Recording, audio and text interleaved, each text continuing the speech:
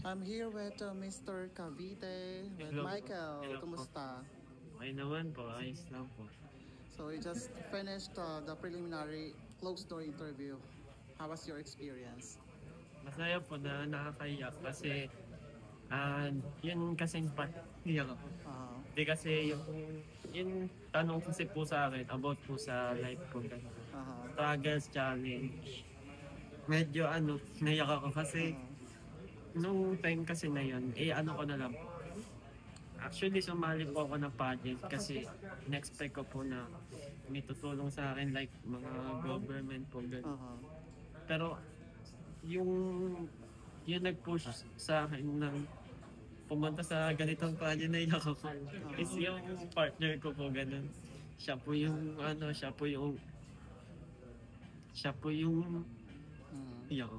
Siya po yung nag-boost sa akin na sumali dito tapos yung mga expenses na ginastos, siya po yung halos nagpursige po para po ma-i-share ko lang po yung buhay ko po ngayon since eto na rin po kasi yung last last pageant ko parang sabi niya sa akin mahal mo na lang basta kung ano man manalo para sa akin panalo ka mahalaga bahagi mo yung buhay mo na maging inspirasyon ka ng mga taong nangangarap na makarating sa ganitong competition. Tapos, yun, medyo nakakaiyak kasi, pero kasi, hindi mo kasi pwedeng ilabas. Kaya dito sa media ko na nilabas na nagpapasalamat talaga ako sa kanya. Tsaka, dun sa mga friend ko na tumulong sa akin talaga.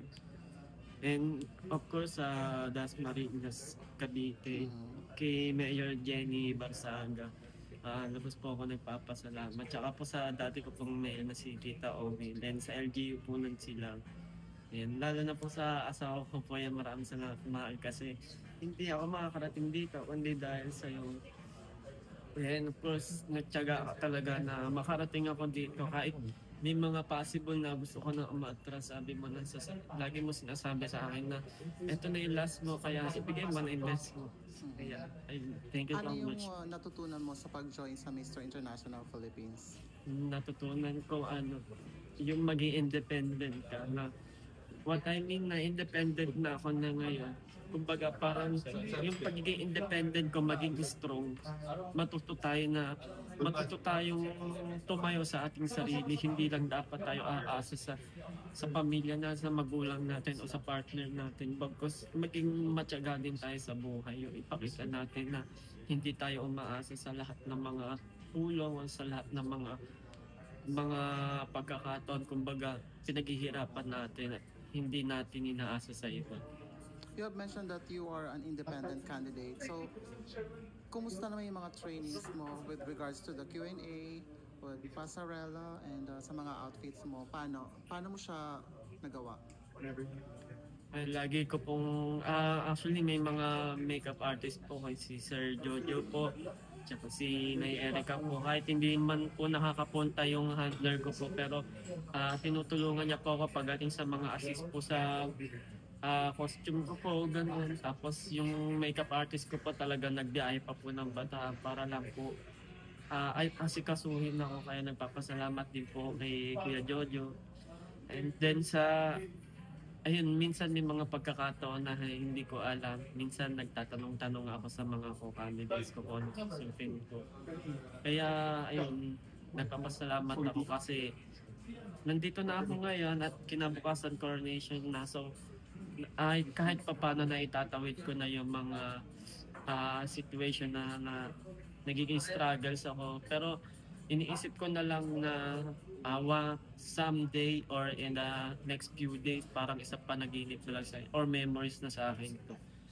May maganda akong may babahagi sa mga ibang tao na nangangarap na makarating sa ganitong patch.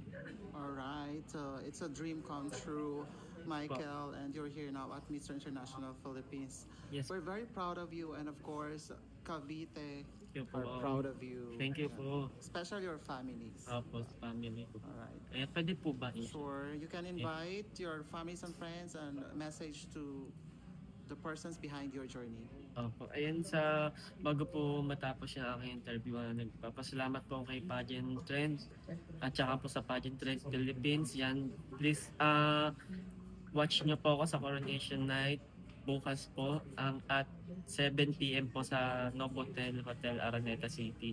Ayan, mapapanood nyo po ang aming nakalive po kami bukas sa Pageant Trend and saka po sa Pageant Trend Philippines po. At sana po masuportahan niyo po ako sa mga kapiteng niyo po, sa family ko po, and then sa mga relative friends ko po, sa teacher po, at saka sa mga kababayan ko, at sa mga tao pong nakakilala sa akin. And shout out po pala sa mga kaklase ko po, at saka po sa family ko po, family Amagas Velasco, at saka po sa misis ko po na lagi po nakaantabay sa page niyo po, si Sheena Ramos Amagan po. Tsaka po yung nanay niya po si Inay. Maraming salamat po sa pag-share niya po sa live ng pageant trend industry para lang po mapanood po niyo ako at para po makita niyo po kung ano po ba yung mga performance ko pong ginagawa. Alright. Thank you so much, Thank you so Michael, much and po. best of luck sa journey mo dito sa MIPH.